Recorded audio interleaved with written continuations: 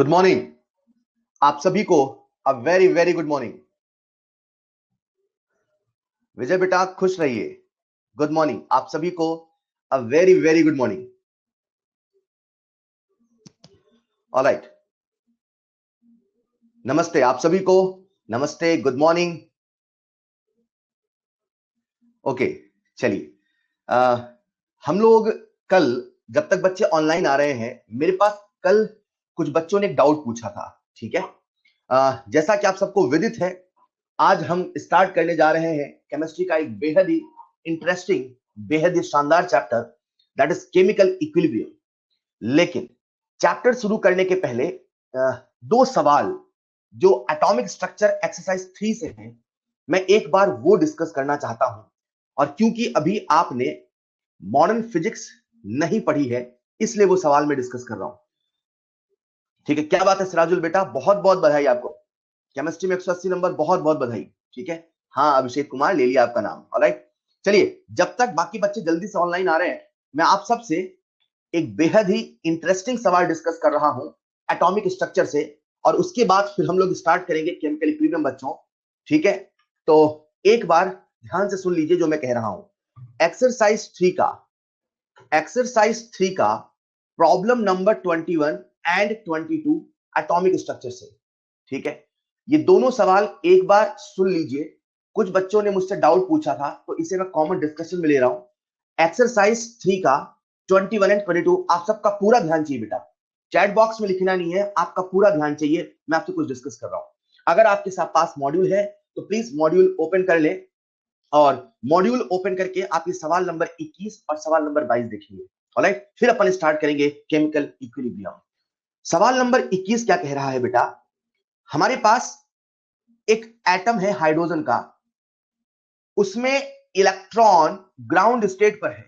कहां है? Ground state पर, दैट इज n=1 पर। ऑलराइट, एक इलेक्ट्रॉन जो ग्राउंड स्टेट पर बैठा है, उससे एक फोटोन आके टकरा रहा है। कौन आके टकरा रहा है? फोटोन। ठीक है, तो 21 सवाल में एक इलेक्ट्रॉन जो ग्राउंड स्टेट पर बैठा है, उससे एक फोटोन आके टकरा रहा है। जो फोटोन है उसकी एनर्जी है 14 eV। एक फोटोन जो 14 eV एनर्जी के साथ आता है, इलेक्ट्रॉन से टकराता है। यह है सवाल नंबर 21। वहीं पर सवाल नंबर 22 क्या कहता है बच्चों? वही हाइड्रोजन का एटम है, इलेक्ट्रॉन यहां पर भी n=1 पर बैठा है, लेकिन इससे एक फोटोन आके नहीं टकरा रहा, इससे एक इलेक्ट्रॉन आके टकरा रहा है। और वो जो इलेक्ट्रॉन आके टकरा रहा है वो 10.8 eV का है। सर यार, यहां पे फोटोन टकरा रहा है, समझ में आ रहा है। आपने कहा था जब इलेक्ट्रॉन नीचे से ऊपर जाएगा, एनर्जी को बढ़ाएगा, एनर्जी को बढ़ाने के लिए फोटोन को एब्जॉर्ब करेगा, जितने का गैप है उतना ही एब्जॉर्ब करेगा, ना तो थोड़ा ज्यादा ना तो थोड़ा कम। ऐसी बात अपनी हो चुकी थी। लेकिन सर यहां पे तो इलेक्ट्रॉन आके टकरा रहा है। सर एक इलेक्ट्रॉन से इलेक्ट्रॉन टकराए, क्या पॉसिबल है? बिल्कुल पॉसिबल है यार।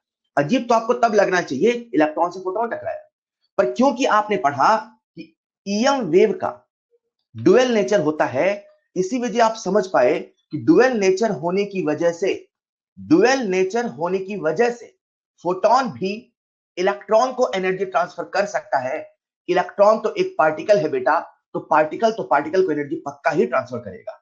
ठीक, हाँ ठीक है सर, मतलब जो इलेक्ट्रॉन है उसको एनर्जी फोटोन से भी दी जा सकती है, उसको एनर्जी इलेक्ट्रॉन से भी दी जा सकती है। ठीक है, खेल ये नहीं, खेल ये है, सुनिएगा ध्यान से। यहां पे एक कंसेप्ट बैठा लो, जब कभी फोटोन टकराता है तो फोटोन एनर्जी का कंप्लीट ट्रांसफर करता है। जब कभी फोटोन टकराता है तो फोटोन एनर्जी का कंप्लीट ट्रांसफर करता है। मतलब ये जो फोटोन है, जब आके इस इलेक्ट्रॉन से टकराएगा तो लिफाफा खुलेगा। मैंने आपसे कहा था फोटोन एक लिफाफे के जैसा है। लिफाफा खुलेगा, उसके अंदर जितनी एनर्जी है वो पूरी की पूरी बट जाएगी। क्लियर? फोटोन की खासियत है कि photon complete transfer of energy करता है, लेकिन एक particle complete transfer of energy करे कोई जरूरी नहीं है। मेरी बात को बहुत ध्यान से सुनिएगा, एक particle complete transfer of energy करे कोई जरूरी नहीं है। आपके हाथ में एक छोटा सा पत्थर है, उस पत्थर को आपने फेंक के किसी दूसरी जगह पे स्ट्राइक कराया, उस पत्थर के अंदर जितनी एनर्जी थी वो पूरी दूसरी जगह ट्रांसफर हो जाए, कोई जरूरी नहीं है, कोई जरूरी नहीं है। आपको यहां पर जो कंसेप्ट दिमाग में बैठाना है वो ये है कि photon complete transfer of energy करता है, लेकिन एक particle complete transfer of energy कर सकता है। करे या नहीं करे कोई जरूरी नहीं है। क्लियर? ठीक है साहब। अब हुआ क्या, ये फोटोन है, तो फोटोन आके इलेक्ट्रॉन से टकराया। जब फोटोन आके इलेक्ट्रॉन से टकराया तो ये जो इलेक्ट्रॉन है एनर्जी को एब्जॉर्ब करेगा। अब एनर्जी को एब्जॉर्ब करेगा तो n बराबर 2, n बराबर 3, n बराबर 4, n बराबर इनफाइनाइट। आप सबको एनर्जी का गैप यह मैंने कराया। यहां से इनफाइनाइट की जो एनर्जी का गैप है वो होता है 13.6 eV का। ऑलराइट, जो फोटोन आया वो 14 eV का एनर्जी लेके आया। 14 eV की एनर्जी इलेक्ट्रॉन को कंप्लीटली ट्रांसफर हो गई। फोटोन एनर्जी बचाएगा नहीं, देगा तो पूरा देगा, नहीं तो नहीं देगा। फोटोन के अंदर बचाने का सिस्टम नहीं है। भाई तू 10 जूल रख ले, 4 जूल मैं रख लूं, तू 10 eV रख ले, 4 eV मैं रख लूं, ये सिस्टम फोटोन का नहीं है।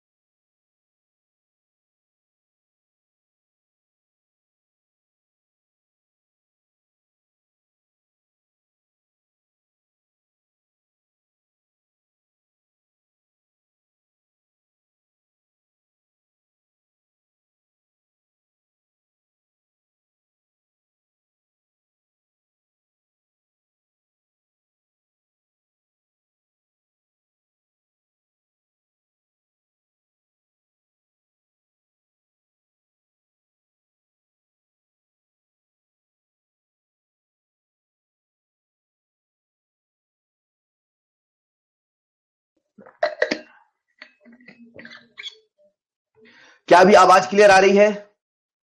क्या अभी आवाज वीडियो प्रेजेंटेशन क्लियर दिख रहा है?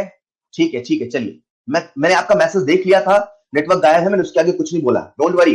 मैं फिर से वो सवाल ले रहा हूं बच्चों, आपका ध्यान चाहिए। तो जो ये फोटोन आया, लिसन केयरफुली, जो ये फोटोन आया, ये इस इलेक्ट्रॉन से टकराया, ये इलेक्ट्रॉन एक्साइट होके इंफिनिटी पे गया, और जो एक्स्ट्रा एनर्जी बच गई 0.4 eV की, वो काइनेटिक एनर्जी के रूप में, वो काइनेटिक एनर्जी के फॉर्म में इलेक्ट्रॉन को मिल गई। कंसेप्ट यहां पर जो आपको ध्यान रखना है, दिमाग में रखना है, वो ये कि फोटोन जब कभी एनर्जी का ट्रांसफर करता है, फोटोन जब कभी एनर्जी का ट्रांसफर करता है तो वो कंप्लीट ट्रांसफर करता है, वो कुछ भी नहीं बचाता है। अगर गैप के बराबर की एनर्जी है तो होगा, नहीं तो कुछ नहीं होगा। लेकिन जब इलेक्ट्रॉन आके इलेक्ट्रॉन से टकराता है, जब इलेक्ट्रॉन आके इलेक्ट्रॉन से टकराता है, कौन टकरा रहा बच्चों? इलेक्ट्रॉन। ये कितनी एनर्जी लेके आया? 10.8। ये 10.8 एनर्जी लेके आया, इलेक्ट्रॉन को एनर्जी मिली। तो केस वन, ये जितनी एनर्जी लेके आया वो पूरी की पूरी एनर्जी दे दे। वो 10.8 eV एनर्जी लेके आया, वो 10.8 eV एनर्जी लेके आया, उसने 10.8 की 10.8 एनर्जी इलेक्ट्रॉन को दे दी। तो इलेक्ट्रॉन, इसे बोल देता हूं E1, इसे बोल देता हूं E2। तो E1 के पास कितनी एनर्जी हो गई? 10.8। अब वो देखेगा कि क्या कोई ऐसा गैप है, तो वो n बराबर 2 को देखा। n बराबर 2 का गैप कितना है? 10.2।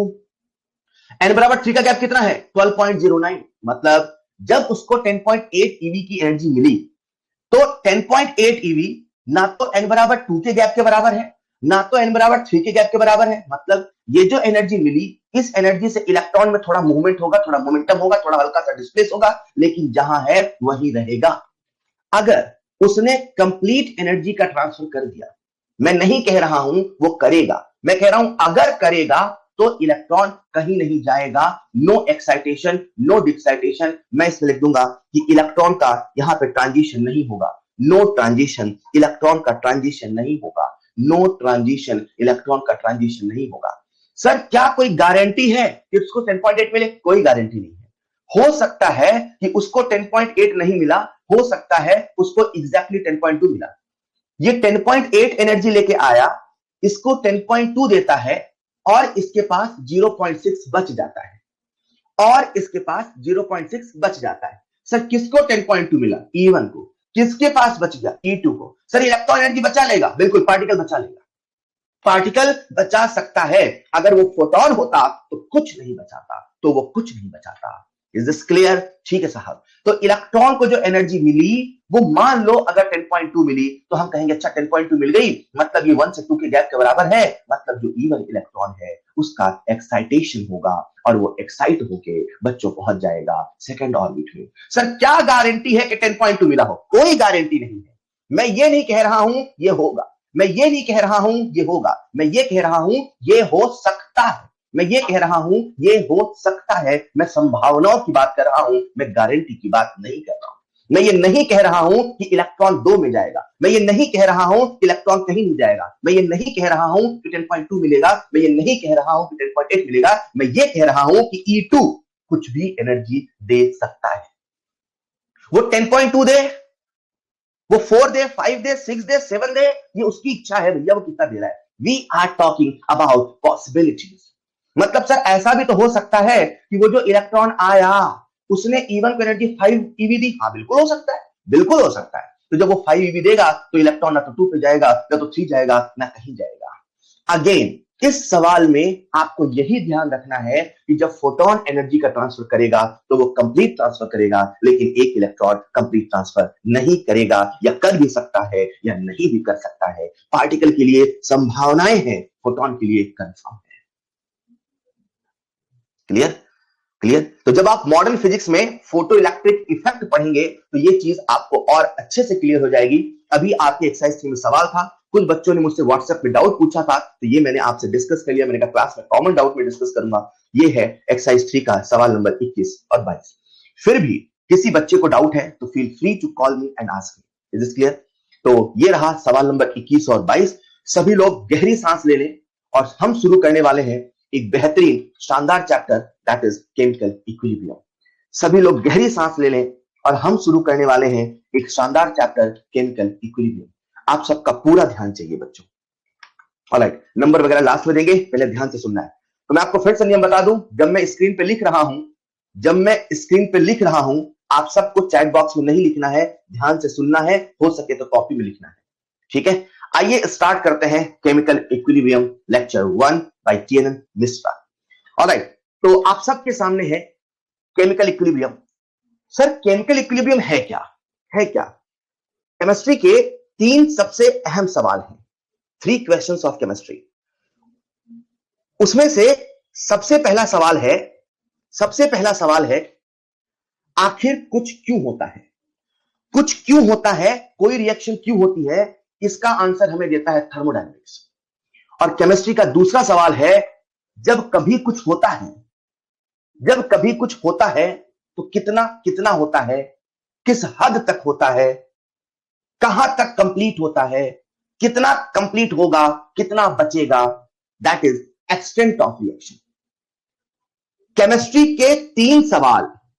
पहला सवाल आखिर कुछ क्यों होता है, दूसरा सवाल जब होता है तो कितना होता है, और तीसरा सवाल किस रेट से होता है। बच्चों ये 3 सवाल आपके 3 चैप्टर है।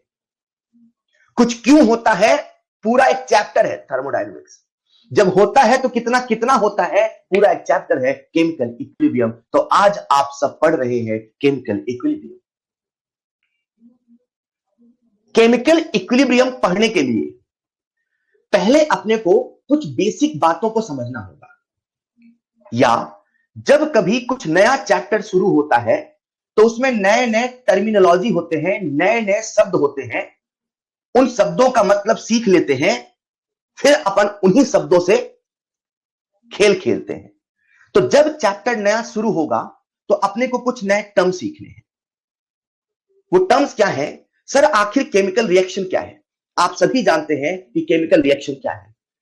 केमिकल रिएक्शन रिएक्टेंट्स और प्रोडक्ट का सिंबॉलिक फॉर्म में जो रिप्रेजेंटेशन है, जैसे हमने एक सिंबल बना लिया कि नाइट्रोजन है तो N, ऑक्सीजन है तो O, हमने एक सिंबल के फॉर्म में रिप्रेजेंट कर लिया, उसे केमिकल रिएक्शन कहते हैं। हम लोग इक्विलिब्रियम चैप्टर नहीं पढ़ रहे, हम लोग केमिकल इक्विलिब्रियम पढ़ रहे हैं। हम लोग इक्विलिब्रियम कहां पढ़ रहे हैं? केमिकल रिएक्शंस में। तो केमिकल रिएक्शंस क्या है ये जाना। सर क्या ये जो केमिकल इक्विलिब्रियम है, ये जो भी होता है, सर क्या ये इक्विलिब्रियम दुनिया में सभी रिएक्शन में आता है, या कुछ में आता है, या कब आता है, या क्यों आता है, या ये होता क्या है? अगर ये जानना है तो आपको ये समझना पड़ेगा कि आखिर रिएक्शंस को हम कितने तरीके से क्लासिफाई करते हैं। अगर आप समझना चाहते हो कि इक्विलिब्रियम क्या है, क्यों है, कैसे है, कहां आता है, कब आता है, कितना में, कितने में, क्या आता है, ये समझने के लिए आपको सबसे पहले समझना पड़ेगा कि आखिर रिएक्शंस को हम कैसे क्लासिफाई करते हैं। रिएक्शंस के क्लासिफिकेशन का कई सारा बेसिस था, बहुत अलग अलग बेसिस थे, लेकिन उनमें से जो सबसे पहला बेसिस था जो अपने काम का है वो है on the basis of physical state.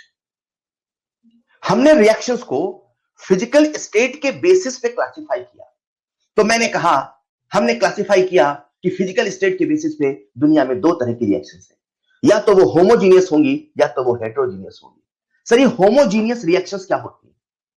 Homogeneous reactions ऐसे रिएक्शंस होती हैं जिनमें सभी रिएक्टेंट का और सभी प्रोडक्ट का फेज सेम होता है। मतलब इस रिएक्शन में अगर आप देखें तो नाइट्रोजन, हाइड्रोजन और अमोनिया, इन तीनों का फेज सेम है। सर यार क्या ये फेज फिजिकल स्टेट ही होता है? जी नहीं, फेज फिजिकल स्टेट नहीं होता। सबसे बड़ा जो कंफ्यूजन बच्चों के मन में होता है, पहले उसको सुन लो। सर आपने कहा कि फेज सेम होता है तो वो होमोजीनियस रिएक्शन होता है। सर कहीं आप ये तो नहीं कहना चाह रहे कि फेज और फिजिकल स्टेट सेम होता है? नहीं, मैं ये नहीं कह रहा हूं। तो सर आखिर ये फेज होता क्या है? जब कभी दो सरफेसेस को डिफरेंशिएट नहीं कर पाओ, जब कभी दो सरफेसेस को डिफरेंशिएट नहीं कर पाओ, उसमें अंतर नहीं पता कर पाओ, हम कहते हैं वो एक सेम फेज में है। सर क्या मतलब? मतलब ये कि मेरे पास एक गिलास पानी है, जो पानी है इसका फिजिकल स्टेट है लिक्विड। मेरे पास एक बर्तन में थोड़ा सा सॉल्ट रखा है, जो सॉल्ट है इसका फिजिकल स्टेट है सॉलिड। सुनिएगा ध्यान से, पानी का फिजिकल स्टेट लिक्विड है, सॉल्ट का फिजिकल स्टेट सॉलिड है।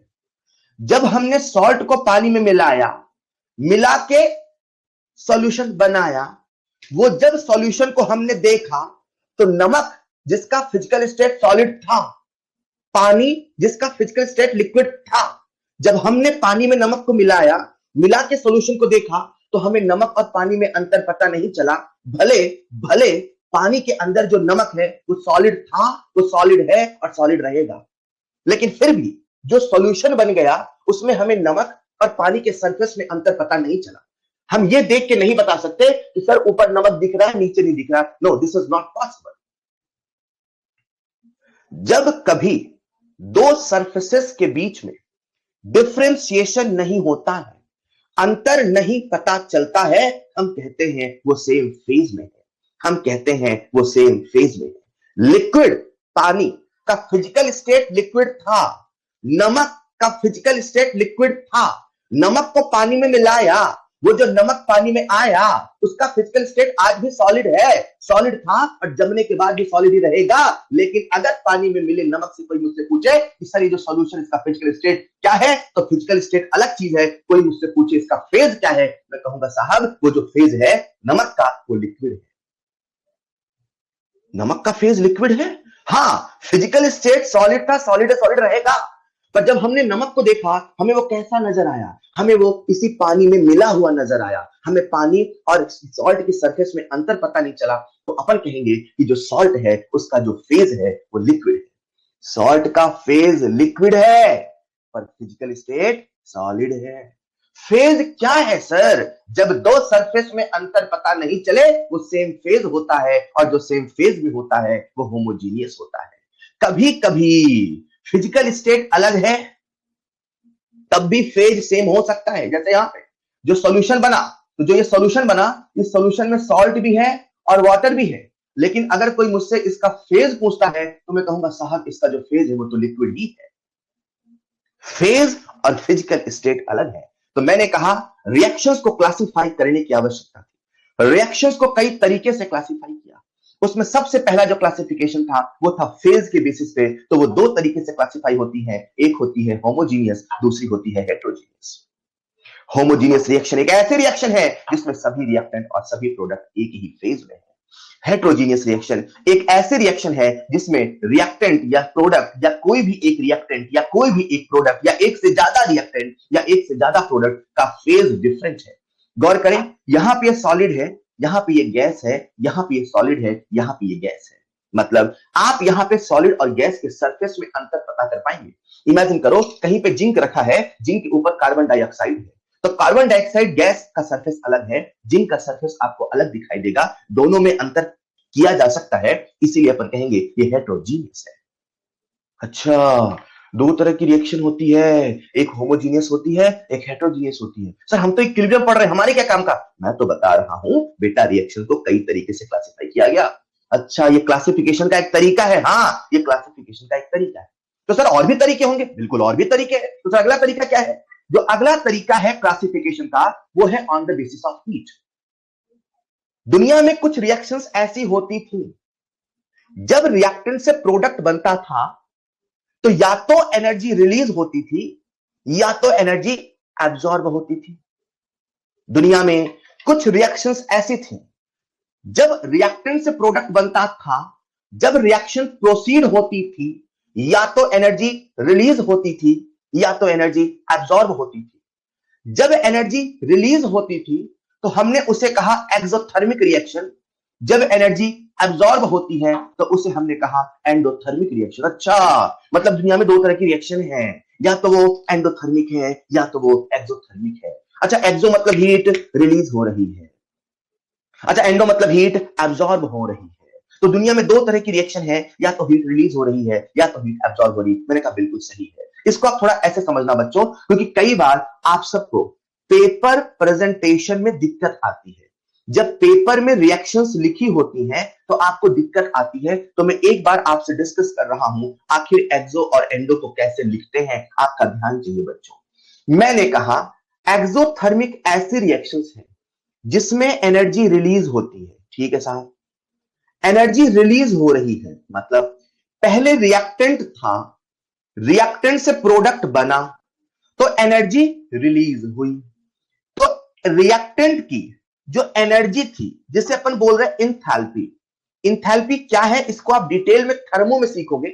अभी मान लो फिलहाल ये उसकी एनर्जी है, अभी मान लो फिलहाल ये उसकी एनर्जी है। रिएक्टेंट की एनर्जी मान लो पहले 100 थी, 100 जूल थी। तो जब ये रिएक्टेंट से प्रोडक्ट बना तो जो प्रोडक्ट आया उसकी एनर्जी आई 80 जूल। रिएक्टेंट की कितनी एनर्जी थी? 100। प्रोडक्ट बना तो कितनी एनर्जी आई? 80। मतलब कितने का डिफरेंस आया? 20 का। मतलब कितनी एनर्जी रिलीज हुई? 20 की। तो मैं लिखूंगा +20 जूल। अच्छा, जो एक्सोथर्मिक रिएक्शन होता है, लिसन केयरफुली, उसमें +20 जूल, मतलब ये बता रहा हूं कितने का हीट का डिफरेंस है। क्लियर? तो उसे अपन ऐसे भी लिख सकते हैं, उसे अपन ऐसे भी लिख सकते हैं। कैसे? R gives P +20, तो मैं ऐसे लिख रहा हूं R gives P + Q, मतलब यहां पे कोई हीट की वैल्यू होगी। तो जब हीट, ये Q क्या है? हीट, हीट या इंथैल्पी की जो वैल्यू इधर लिखी है, इसे आप बोलेंगे अच्छा ये एक्सोथर्मिक रिएक्शन। तो एक बच्चे ने मुझसे पूछा सर यार आपने Q को इधर लिखा, तो सर Q को इधर ले आओ। मैंने कहा ले आओ। जब Q को इधर ले आओगे तो सर ये R minus Q gives P नहीं बन जाएगा? बिल्कुल बन जाएगा। तो सर ये क्या है? मैंने कहा बेटा ये भी है एक्सोथर्मिक रिएक्शन। अच्छा, ये भी एक्सोथर्मिक लिखने का तरीका है, ये भी एक्सोथर्मिक लिखने का तरीका है। सुनना बच्चों ध्यान से, ये जो रिएक्शन है ये एक्सोथर्मिक है। एक्सोथर्मिक है यानी कि एनर्जी रिलीज हुई, यानी कि पहले 100 थी बाद में 80 हुई। ये जो एनर्जी का चेंज है ना, इंथैल्पी का चेंज है, अभी फिलहाल वो एनर्जी का चेंज, तो उसे हम लोग बोलते हैं डेल्टा एच। डेल्टा मतलब चेंज, हमेशा से होता आया है और होता रहेगा। क्या? जब जब चेंज बोलेगा तब तब उसका मतलब है फाइनल माइनस इनिशियल। मतलब फाइनल की एनर्जी कितनी है? 80, इनिशियल की एनर्जी कितनी है? 100। तो जो डेल्टा होगा वो कितना होगा? 100 माइनस 80, बोले तो -20। अच्छा, जो एक्सोथर्मिक रिएक्शंस होती है, जो एक्सोथर्मिक रिएक्शंस होती हैं, उनके लिए जो डेल्टा एच होता है वो निगेटिव होता है। एक्सोथर्मिक रिएक्शंस जिसमें हीट रिलीज हो रही है उसके लिए डेल्टा एच निगेटिव है। तो आप रिएक्शन को ऐसे लिखो चलेगा, आप रिएक्शन को ऐसे लिखो चलेगा। कभी कभी रिएक्शन में हीट नहीं लिखते, अपन डेल्टा एच लिखते हैं। तो कैसे लिखते हैं बच्चों? ऐसे लिखते हैं, देखो जरा, R gives P, comma delta H equal to negative. तो सवाल ऐसे लिखेगा, R gives P, comma delta H equal to -20 joule. तो आप समझ जाना, अरे ये एक्सोथर्मिक रिएक्शन ही है। अगर हीट लिखेगा तो प्लस करके लिखेगा, कंफ्यूजन नहीं होना चाहिए। अगर डेल्टा एच लिखा तो कॉमा करके delta H minus negative. Clear? तो अपन ऐसा भी लिख सकते हैं, अपन ऐसा भी लिख सकते हैं, ऐसा भी लिख सकते हैं। कैसा?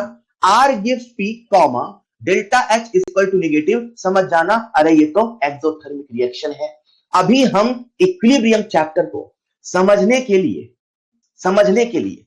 समझ रहे हैं रिएक्शन के क्लासिफिकेशन को। मैंने कहा रिएक्शंस को एनर्जी के बेसिस पे दो तरीके से क्लासिफाई किया, एक है एक्सो, दूसरा है एंडो। सर एक्सो का मतलब है एनर्जी रिलीज हुई, सर एंडो का मतलब क्या है? एंडो ऐसी रिएक्शन से बेटा जिसमें एनर्जी एब्जॉर्ब हुई। अच्छा, इसमें एनर्जी एब्जॉर्ब हुई, सर कहने का मतलब क्या है? मतलब यह है कि जब रिएक्टेंट से प्रोडक्ट बना तो रिएक्टेंट की एनर्जी 80 थी। सर एनर्जी एक इंथैल्पी, बेटा है तो वैसे ये इंथैल्पी, बट अभी आप मान के चलो एनर्जी, क्योंकि इंथैल्पी की कहानी बहुत बड़ी है, अभी फिलहाल एनर्जी मान के चलो। ठीक है साहब, यहां कितनी एनर्जी थी? 80, इसकी एनर्जी हो गई 100। कितनी हो गई? 100। तो 80 से 100 हुआ, मतलब इसको कुछ एनर्जी मिला होगा तब ना यार। हेलो, अगर, अच्छा एक मिनट, यहां मैंने 100 माइनस 80 लिख दिया क्या? फाइनल माइनस इनिशियल है, सॉरी, फाइनल माइनस इनिशियल है। यहां मैंने 100 माइनस 80 लिख दिया है, ये होगा फाइनल मतलब 80 माइनस इनिशियल 100, तब आएगा -20। ठीक है, हाँ भैया, फाइनल माइनस इनिशियल। ठीक है, अभी अपन बात कर रहे हैं, अभी अपन बात कर रहे हैं किसकी बच्चों? बात कर रहे हैं एंडो की। अब एंडो में रिएक्टेंट की एनर्जी कितनी थी? 80, प्रोडक्ट की कितनी बनी? 100। तो 80 से कितना हो गया? 100। तो एनर्जी बढ़ी घटी? बढ़ी, मतलब एनर्जी से क्या किया? एब्जॉर्ब। कितना एब्जॉर्ब किया? 20। तो लिख दूंगा +20 इधर। इसको ऐसे लिखते हैं या ऐसे लिखते हैं, कैसे? R plus Q gives P। तो समझ जाना, अच्छा ये एंडोथर्मिक रिएक्शन है। अब ये जो Q है, जो हीट है, ये Q क्या है बच्चों? यहां पे हीट है। इस हीट को मैं उधर भेज दूं, उधर भेज दूं, तो इसे ऐसे भी तो लिख सकते हैं ना यार, R gives P minus Q। ध्यान से सुनना, ऐसे लिख दूं तो भी एंडो है, ऐसे लिख दूं तो भी एंडो है। अब यार चलो इसके निकाल लेते हैं डेल्टा एच। इसका डेल्टा एच कैसे निकालें? इसका एनर्जी में चेंज कैसे निकालें? सर वैसे जैसे पहले निकालते थे, वो क्या? सर एनर्जी का चेंज सिंपल सा फॉर्मूला है, सिंपल सा फॉर्मूला है चेंज का, सिंपल सा फॉर्मूला है बच्चों, वो है फाइनल माइनस इनिशियल। फाइनल कितना है? 100, इनिशियल कितना है? 80, डेल्टा एच कितना आया? +20। डेल्टा एच कैसा है? पॉजिटिव। वैसे भी आपको याद होगा, नहीं तो आज याद होना चाहिए कि जो एंडोथर्मिक रिएक्शन होता है उसका डेल्टा एच पॉजिटिव होता है, जो एक्सोथर्मिक होता है डेल्टा एच निगेटिव होता है। रिएक्शन हीट के फॉर्म में भी लिखा जाता है, कभी ऐसे कभी ऐसे, तो कभी डेल्टा एच के फॉर्म में बच्चों कुछ ऐसे लिखा जाता है, R gives P, delta H equal to positive. तो समझ जाना, अरे ये भी एंडोथर्मिक है। ये तीनों ही प्रेजेंटेशन इस्तेमाल होते हैं रिएक्शन के लिए। What we are discussing, classification of reaction on the basis of heat। तो हीट के बेसिस पे या तो एक्सो होगा या तो एंडो होगा। ये तो बहुत आसान है सर, आसान है। लेकिन जब डिफरेंट डिफरेंट रिएक्शन का प्रेजेंटेशन आता है ना, आपको कंफ्यूजन वहां होता है। इसलिए मैंने कहा कि बेटा रिएक्शन को ऐसे ऐसे ऐसे लिख सकते हैं। सवाल में आप गलती नहीं करोगे, सवाल में आप गलती करते हो कैलकुलेशन की। आप एक्सो को एंडो मान लेते हो, एंडो को एक्सो मान लेते हो, जब ये इस प्रकार से क्यू के फॉर्म में लिख देता है। तो कीप दिस इन माइंड कि कैसे हम रिएक्शन का प्रेजेंटेशन करते हैं। ओके, सबसे पहला क्लासिफिकेशन फिजिकल स्टेट के बेसिस पे, फेज के बेसिस पे। दूसरा क्लासिफिकेशन हीट के बेसिस पे। तीसरा क्लासिफिकेशन जो मोस्ट इंपॉर्टेंट है वो है on the basis of directions. दुनिया में दो तरह की रिएक्शंस थी, हैं, या तो वो रिवर्सिबल है या तो वो रिवर्सिबल नहीं है। जो रिवर्सिबल नहीं है उनको हम कहते हैं इरिवर्सिबल है। मेरी बात यहां से लिसन केयरफुली। सर दुनिया में दो तरह की रिएक्शंस हैं on the basis of direction. Classification का बेसिस अलग है, कभी हीट कर लिया, कभी कुछ कर लिया, कभी कुछ कर लिया, कभी कुछ कर लिया।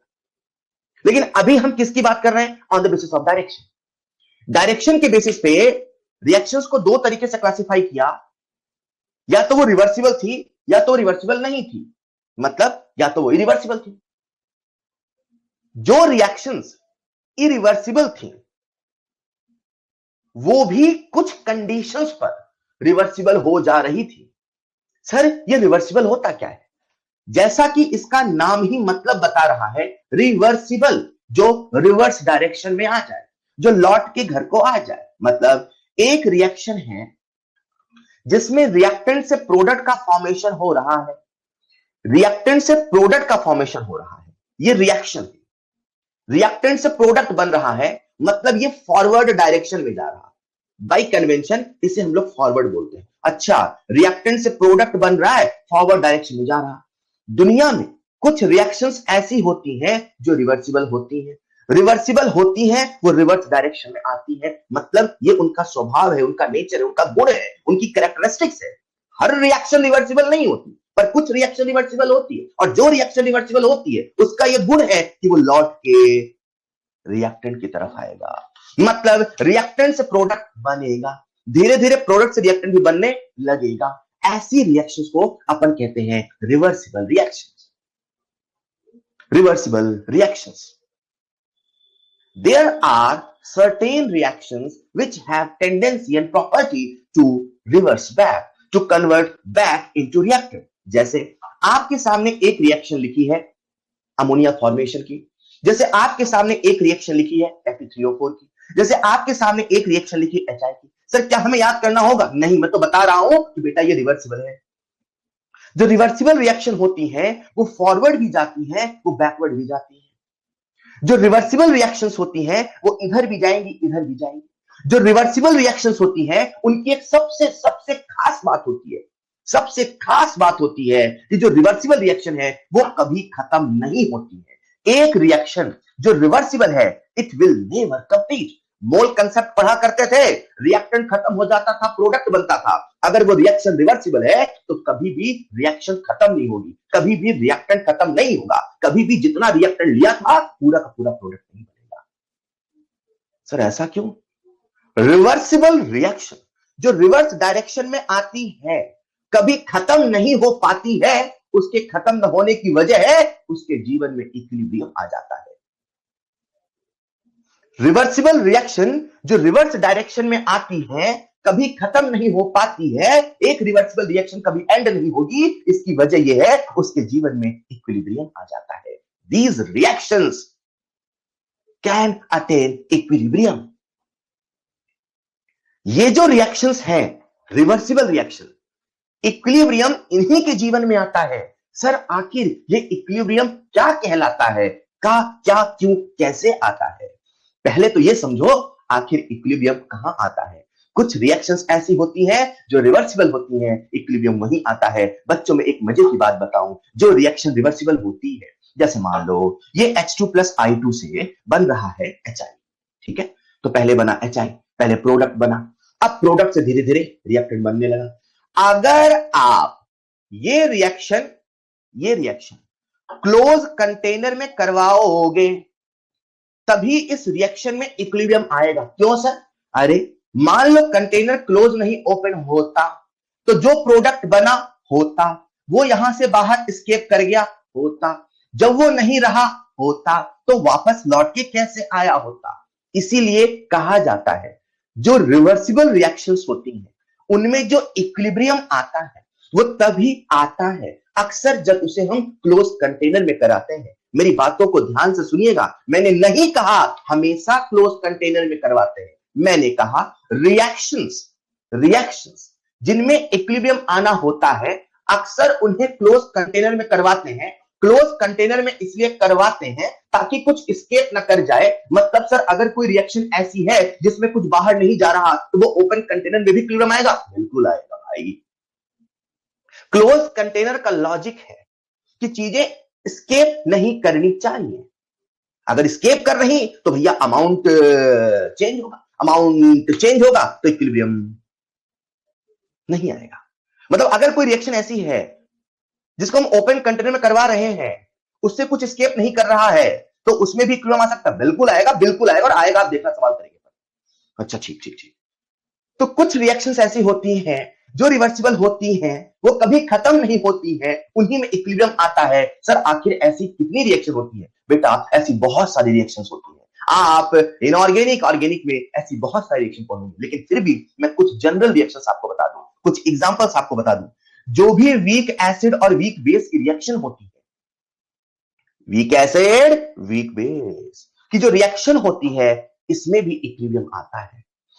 जो ये फिजिकल प्रोसेसेस होते हैं, सर फिजिकल प्रोसेस क्या होता है? अरे एवापोरेशन, बॉइलिंग, कंडेंसेशन, फ्रीजिंग, ये जो फिजिकल प्रोसेसेस होते हैं इन सब में भी इक्विलिब्रियम आता है, ये सब भी रिवर्सिबल होती है। ठीक ठीक ठीक ठीक ठीक। सर हमारे मन में तो एक ही सवाल चल रहा, आखिर इक्विलिब्रियम क्यों आता है, क्यों रिवर्सिबल रिएक्शन खत्म नहीं होती? बताता हूं। मैंने दुनिया में डायरेक्शन के बेसिस पे दो तरह की रिएक्शन होती है, एक रिवर्सिबल होती है और दूसरी इरिवर्सिबल होती है। तो आप इसके मतलब से समझ गए कि इरिवर्सिबल रिएक्शन ऐसी रिएक्शन होती है जो लौट के रिएक्टेंट्स में नहीं आएंगी। लेकिन लेकिन लेकिन सर क्या इरिवर्सिबल रिएक्शन कभी रिवर्सिबल नहीं हो सकती? हो सकती है। There are certain conditions, there are certain conditions, कुछ ऐसी कंडीशंस हैं, there are certain conditions in which irreversible reaction, जिसमें जो इरिवर्सिबल रिएक्शन है वो रिवर्सिबल हो सकती है। In which irreversible reaction can become reversible reaction, can become reversible reaction. मैंने ये नहीं कहा कि इरिवर्सिबल कभी रिवर्सिबल नहीं होगी, मैंने ये कहा कि बेटा कुछ इरिवर्सिबल भी होती हैं, कुछ रिवर्सिबल भी होती हैं, कुछ लौट के वापस आती हैं, कुछ लौट के वापस नहीं आती है। क्लियर? जैसे कि आपके सामने कुछ रिएक्शन लिखी है, AgNO3 प्लस NaCl से बना AgCl का प्रेसिपिटेट। तो ये जो रिएक्शन है ये फॉरवर्ड डायरेक्शन में जा रही है। अच्छा मतलब ये कभी लौट के नहीं आएगी? बिल्कुल नहीं। मतलब धीरे धीरे इसका रिएक्टेंट कम हो रहा है, बिल्कुल कम हो रहा है। धीरे धीरे जब इसका रिएक्टेंट कम हो रहा है तो सर खत्म भी तो हो जाएगा, बिल्कुल खत्म हो जाएगा। जो इरिवर्सिबल रिएक्शन होती है वही कंप्लीट होती है, जो इरिवर्सिबल रिएक्शंस होती हैं वही कंप्लीट होती है। ऑब्वियस सी बात है ना? बिल्कुल सही बात है। जो इरिवर्सिबल रिएक्शन होती है वो केवल एक ही डायरेक्शन में जाती है। जो इरिवर्सिबल रिएक्शन होती है क्योंकि वो खत्म हो जाती है, उसमें रिएक्टेंट गायब हो जाता है, प्रोडक्ट बस बच जाता है, इसीलिए उसमें इक्विलिब्रियम नहीं आता है। तो इक्विलिब्रियम किसमें आता है? रिवर्सिबल रिएक्शन में केवल। जो इक्विलिब्रियम है ये केवल रिवर्सिबल रिएक्शन में आता है। अगर कोई रिएक्शन के अंदर रिवर्सिबिलिटी आ चुकी है तो इक्विलिब्रियम आएगा। सर अब ये बता दो इक्विलिब्रियम होता क्या है? इक्विलिब्रियम होता क्या है? तो इसको समझते हैं कि आखिर इक्विलिब्रियम होता क्या है। तो पहले आपको मैं ले चलता हूं उसी रिवर्सिबल रिएक्शन पे। मैंने कहा बच्चों आपका पूरा ध्यान चाहिए अगले 5 से 6 मिनट तक। मैंने कहा जो रिवर्सिबल रिएक्शन होता है एक ऐसा रिएक्शन होता है जो लौट के रिएक्टेंट की तरफ आता है। मेरा कहने का मतलब क्या है? मान लीजिए मेरे पास एक रिएक्टेंट है, रिएक्टेंट से प्रोडक्ट में कन्वर्जन हुआ तो यह है फॉरवर्ड डायरेक्शन। क्या है? Forward direction. रिएक्टेंट से जब प्रोडक्ट बना तो रिएक्टेंट से प्रोडक्ट बनने का उसका एक रेट होता है।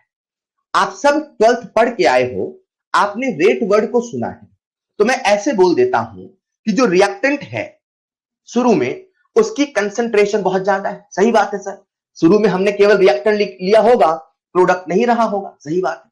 तो शुरू में कंसंट्रेशन किसकी ज्यादा है? रिएक्टेंट की।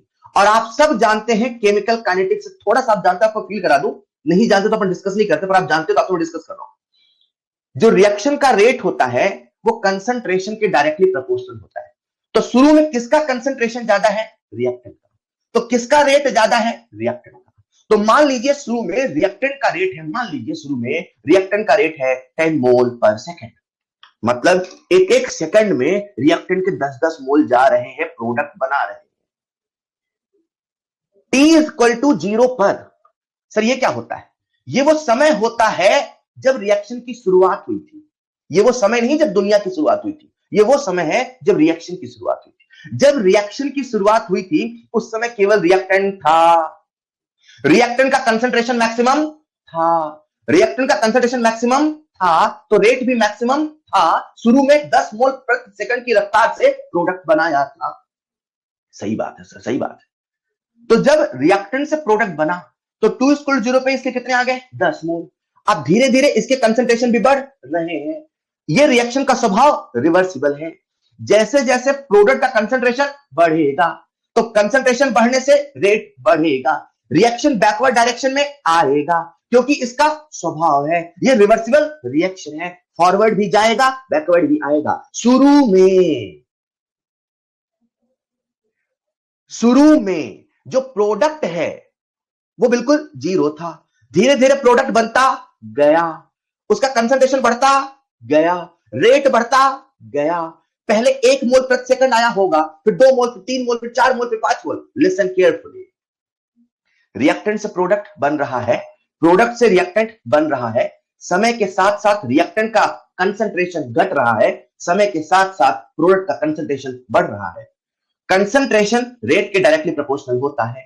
तो यहां पे 2 तरह का रेट होगा, एक होगा रेट ऑफ फॉरवर्ड डायरेक्शन, एक होगा रेट ऑफ फॉरवर्ड डायरेक्शन, एक होगा रेट ऑफ बैकवर्ड डायरेक्शन। एक होगा रेट ऑफ फॉरवर्ड डायरेक्शन, एक होगा रेट ऑफ बैकवर्ड डायरेक्शन। होगा सर?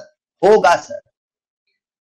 रिएक्टेंट से प्रोडक्ट बन रहा है, रिएक्टेंट का शुरू में कंसंट्रेशन ज्यादा है, सुन रहे हो ना? रिएक्टेंट का कंसंट्रेशन शुरू में ज्यादा है तो शुरू में प्रोडक्ट बहुत जल्दी जल्दी बनेगा, धीरे धीरे रिएक्टेंट का कंसंट्रेशन कम होगा तो रेट कम होगा। आपको मेरे दोनों हाथ दिख रहे हैं क्या? यहां नीचे भी प्रोडक्ट है, यहां ऊपर रिएक्टेंट है, ठीक है? रिएक्टेंट का कंसंट्रेशन ज्यादा है, रिएक्टेंट धीरे धीरे कंसंट्रेशन कम हो रहा, रेट कम हो रहा, प्रोडक्ट का कंसंट्रेशन बढ़ रहा, रेट बढ़ रहा है।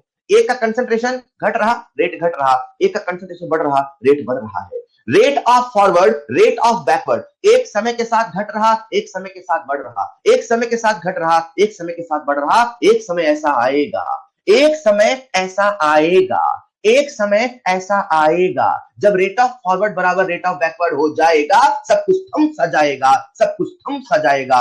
Everything seems stop, everything seems stop. एक समय ऐसा आएगा जब रेट ऑफ फॉरवर्ड बराबर रेट ऑफ बैकवर्ड हो जाएगा, सब कुछ थम सा जाएगा। सब कुछ थम नहीं जाएगा बच्चों, रुकेगा नहीं, रुक सा जाएगा, थमेगा नहीं, थम सा जाएगा। एक समय ऐसा आएगा जब सब कुछ थम सा जाएगा, जब रिएक्टेंट से प्रोडक्ट में कन्वर्जन नजर नहीं आएगा, प्रोडक्ट से रिएक्टेंट में कन्वर्जन नजर नहीं आएगा। वो जो सिचुएशन है, वो जो सिचुएशन है, वो जो मोमेंट है, वो जो पल है, वो जो क्षण है जब रिएक्शन के जीवन में सब कुछ थम सा जाएगा बच्चों, वही सिचुएशन इक्विलिब्रियम कहलाएगा। सर इक्विलिब्रियम है क्या? एक सिचुएशन है, एक अवस्था है, एक कंडीशन है, एक मोमेंट है, एक पल है जो रिएक्शन के जीवन में आता है। और जब ये सिचुएशन आता है सब कुछ थम सा जाता है, हमें ऐसा लगता है ना रिएक्टेंट से प्रोडक्ट बन रहा है, ना प्रोडक्ट से रिएक्टेंट बन रहा है।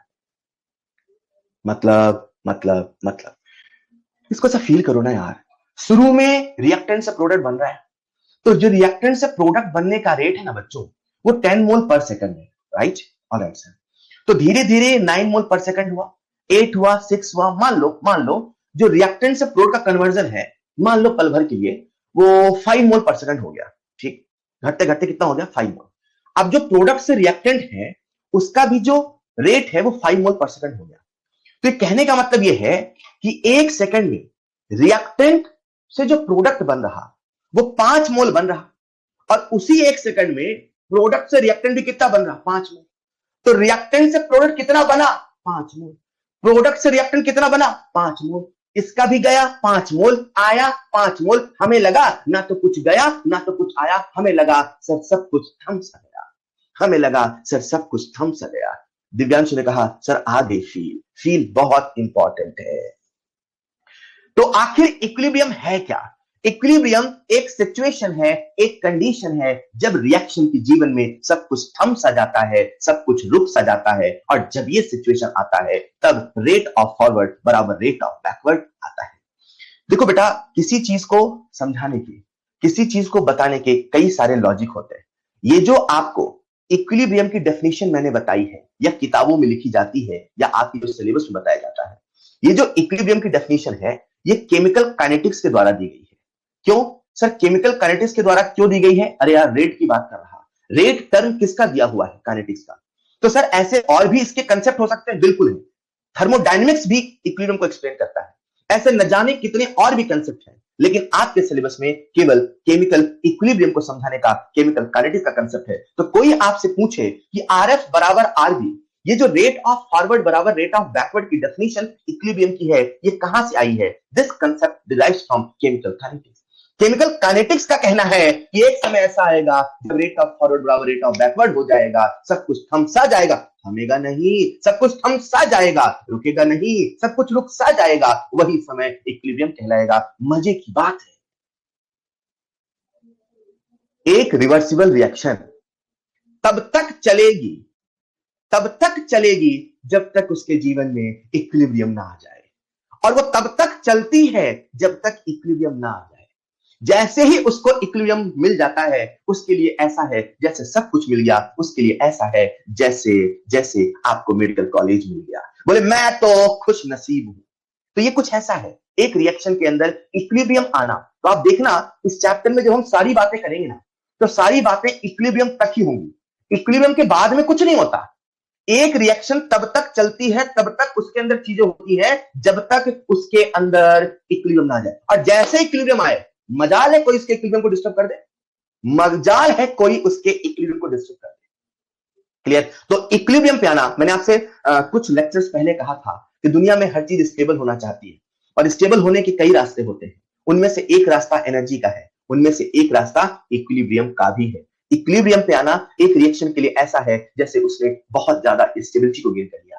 तो एक रिएक्शन जो रिवर्सिबल है वो कभी खत्म नहीं होती है। वो कभी खत्म इसीलिए नहीं होती है क्योंकि उसमें इक्विलिब्रियम आ जाता है, उसमें इक्विलिब्रियम आ जाता है, इसलिए रिएक्टेंट से प्रोडक्ट में कन्वर्जन, प्रोडक्ट से रिएक्टेंट में कन्वर्जन थमसा जाता है। हमें लगता है सब कुछ रुक सा गया है, इसीलिए जो रिएक्शन रिवर्सिबल होती है वो कभी खत्म नहीं होती है, वो कभी खत्म नहीं होती है। ठीक है सर, ये तो हो गई इक्विलिब्रियम है क्या। अब इसके कंसेप्ट पे आते हैं। राइट, इक्विलिब्रियम है क्या, मैंने अभी आपको ये समझाया। अब इसमें कैसे कैसे टर्म्स आते हैं वो समझना है। ठीक है बच्चों, मैंने कहा रेट ऑफ फॉरवर्ड बराबर रेट ऑफ बैकवर्ड है। मैंने कहा फॉरवर्ड का रेट बैकवर्ड के इक्वल है। मैंने ये नहीं कहा रेट 0 है, ध्यान सुनना। मैंने ये नहीं कहा कि रेट 0 है। मतलब सर रिएक्टेंट से प्रोडक्ट में भी कन्वर्जन जा रहा है, मतलब सर रिएक्टेंट से प्रोडक्ट बन रहा है, प्रोडक्ट से रिएक्टेंट बन रहा। वो तो सिचुएशन ऐसी है कि जितना रिएक्टेंट से प्रोडक्ट बन रहा, जितना प्रोडक्ट से रिएक्टेंट बन रहा, वो सिचुएशन ऐसी है कि जितना तेजी से बन रहा, दोनों इक्वल बन रहा, तो हमें पता नहीं चलता कि कौन गया कौन आया, लेकिन सब कुछ रहा। इसीलिए rate of forward rate of backward equal है। ध्यान से सुनिएगा, rate of forward rate of backward equal है, लेकिन जो रेट ऑफ रिएक्शन है, जो रेट ऑफ रिएक्शन है, मतलब पूरी रिएक्शन का जो रेट है, ये rate of reaction at equilibrium पर, कहां पर? इक्विलिब्रियम पर, ये 0 होगा। रेट ऑफ फॉरवर्ड 0 नहीं होगा, रेट ऑफ बैकवर्ड 0 नहीं होगा। रिएक्शन में कुछ ना कुछ चल रहा है, लेकिन पूरी रिएक्शन में हमें कोई चेंज नजर नहीं आ रहा। इसका मतलब यह है कि जो रेट ऑफ रिएक्शन है वो 0 है। क्लियर? मैं देख रहा हूं, जब मैं आपसे डिस्कस कर रहा था, कुछ बच्चे यहां लगातार लिख रहे हैं, टाइप कर रहे हैं। बेटा मैं आपको बता दूं, जो बच्चे, जब मैं कहूं आपसे पूछूं तभी आपको टाइप करना है।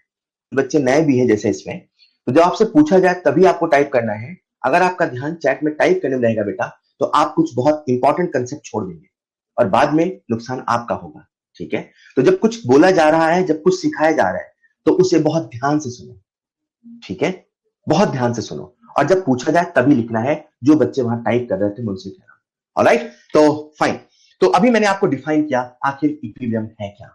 ठीक है, आई होप क्लियर है इक्विलिब्रियम है क्या। मैंने कहा इक्विलिब्रियम में रेट ऑफ फॉरवर्ड बराबर रेट ऑफ बैकवर्ड होता है, सब कुछ थम सा जाता है, रेट फॉरवर्ड का होता है, रेट बैकवर्ड का होता है, जीरो नहीं होता है, लेकिन जो पूरी रिएक्शन का रेट है वो जीरो होता है, पूरी रिएक्शन का रेट है वो जीरो होता है।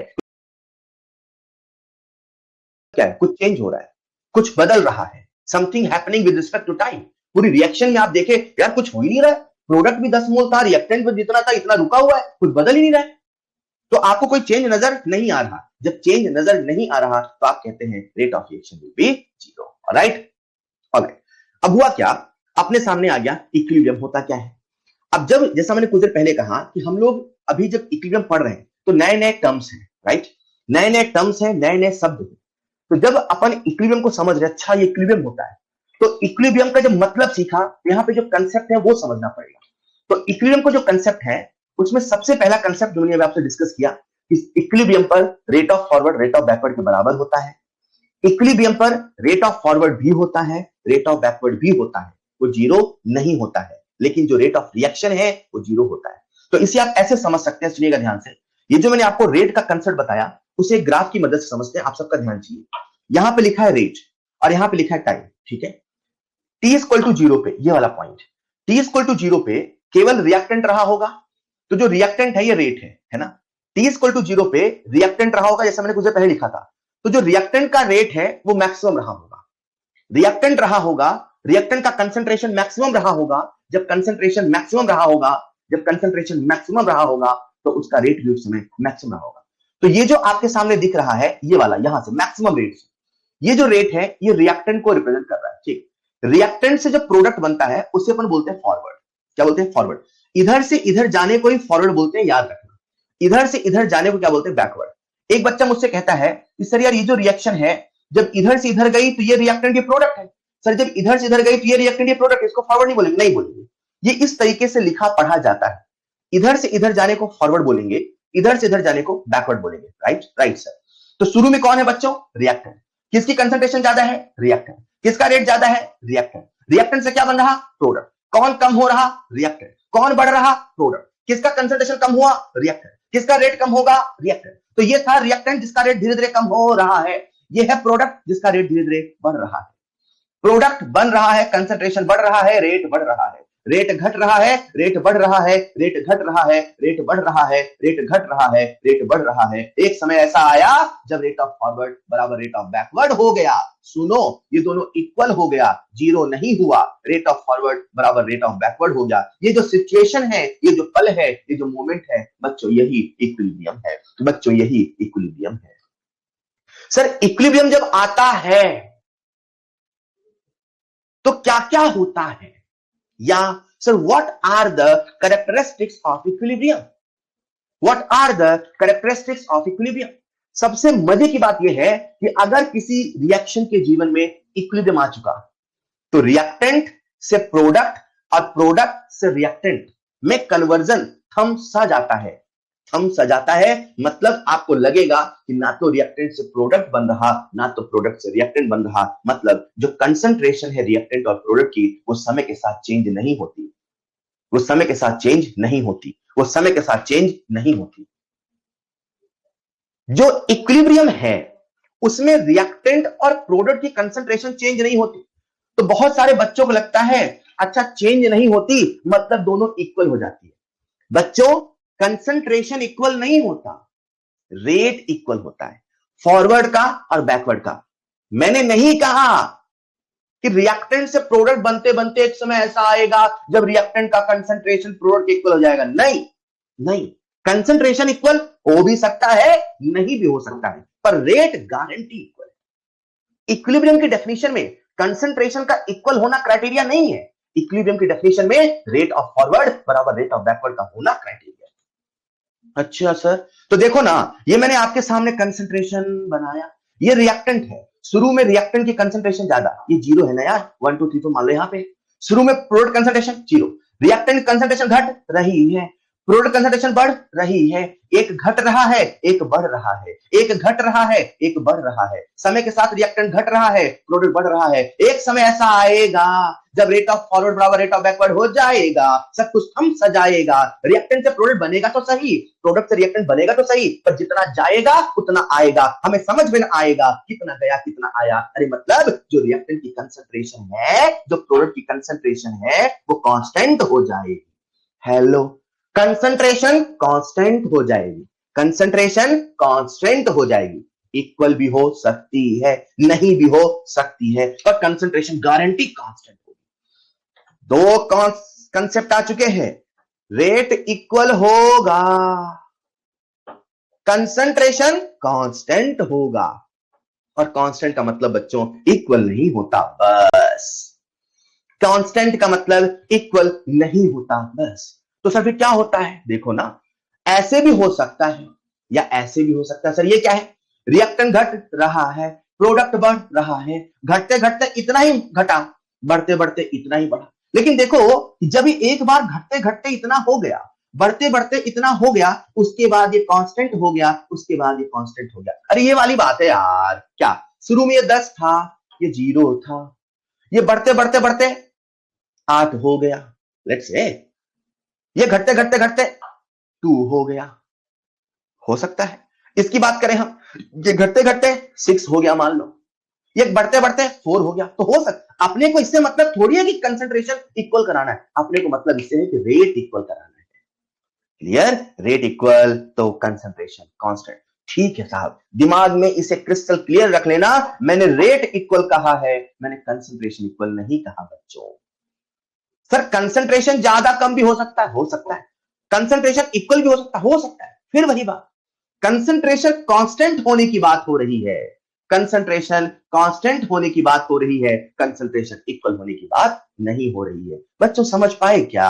अगर समझ में आया तो रेज योर हैंड, अगर समझ में आया तो रेज योर हैंड, हाथ खड़ा करिएगा। जितने बच्चों को समझ में आया आखिर इक्विलिब्रियम क्या होता है, रेज योर हैंड।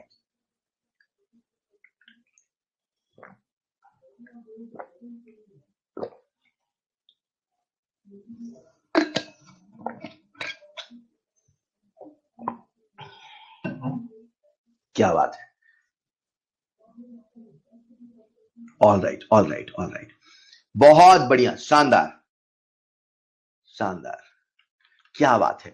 तो मैंने आपसे कहा आखिर इक्विलिब्रियम क्या होता है, जब इक्विलिब्रियम आता है तो ऐसा ऐसा होता है। सर इक्विलिब्रियम की क्या क्या कैरेक्टरिस्टिक्स होती हैं? मैंने कहा इक्विलिब्रियम पे कंसंट्रेशन कांस्टेंट हो जाता है, इक्विलिब्रियम पर कंसंट्रेशन कांस्टेंट हो जाता है। आपका फिर से ध्यान चाहिए बच्चों, फिर से ध्यान चाहिए, फिर से ध्यान चाहिए।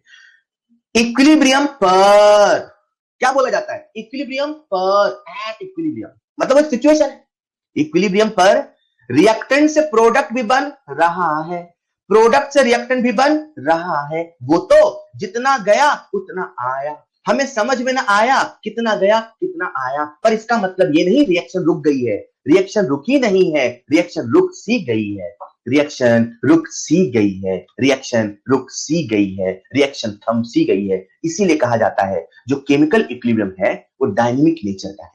डायनेमिक का मतलब है जो लगातार चलता रहे, डायनेमिक इन नेचर मतलब लगातार चल रहा, उसमें कुछ रुका नहीं है, उसमें कुछ रुका नहीं है। रिएक्शन रुकती नहीं है इक्विलिब्रियम पे, वो तो मैंने बहुत पहले कह दिया। एक समय ऐसा आता है जब सब कुछ थम सा जाता है, सब कुछ थमता नहीं है, सब कुछ थम सा जाता है। मजे की बात यह है अगर किसी रिएक्शन को जो रिवर्सिबल है, बच्चों सुनना, रिवर्सिबल रिएक्शन में ही इक्विलिब्रियम आता है। एक भाई ने मेरे से सवाल पूछा, सर क्या दुनिया की हर रिएक्शन में इक्विलिब्रियम आता है? नहीं नहीं नहीं, दुनिया की हर रिएक्शन में इक्विलिब्रियम नहीं आता, केवल उन्हीं रिएक्शन में इक्विलिब्रियम आता है जो रिवर्सिबल होती है, और जो रिवर्सिबल होती है जब उनमें इक्विलिब्रियम आता है, इसी वजह से वो कभी खत्म नहीं हो पाती। पर इरिवर्सिबल में चलती रहती, तो रिएक्टेंट से प्रोडक्ट बन खत्म हो गई। ऑलराइट ऑलराइट, जो रिवर्सिबल रिएक्शन होती है चाहे उन्हें आप रिएक्टेंट से कराओ, जैसे मान लो अपन ने लिया H2 + I2 से बना HI, ठीक है, ये एक रिवर्सिबल रिएक्शन है।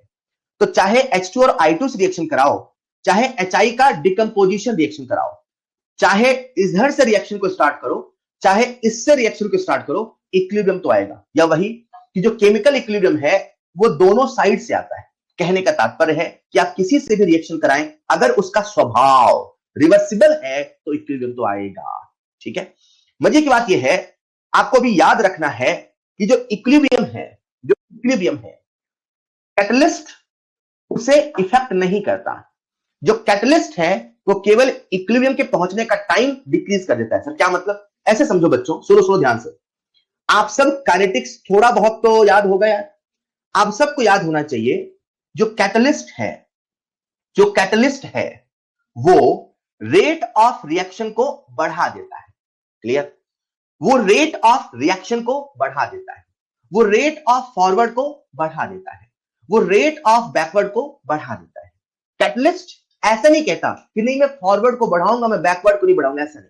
कैटलिस्ट रेट को बढ़ा देता है। इसको फील करो, मतलब 10 मोल पर सेकंड की रफ्तार से रिएक्शन चल रही थी, तो जैसे आपने कैटलिस्ट मिलाया ना, वो 15 मोल हो जाएगी, 20 मोल पर सेकंड हो जाएगी। मतलब जो हो रहा वो जल्दी जल्दी होगा, जो हो रहा फॉरवर्ड हो रहा तो जल्दी जल्दी होगा, बैकवर्ड हो रहा तो जल्दी जल्दी होगा। ऑलराइट, तो जैसे आपने कैटलिस्ट लिया, तो मान लो ये अपने सामने ये है रेट और ये है टाइम। ठीक है, तो रेट वर्सेस टाइम का अपन ग्राफ बना रहे हैं। ऑलराइट, अब हुआ क्या, ये रेट वर्सेस रिएक्शन कोऑर्डिनेट लेते हैं।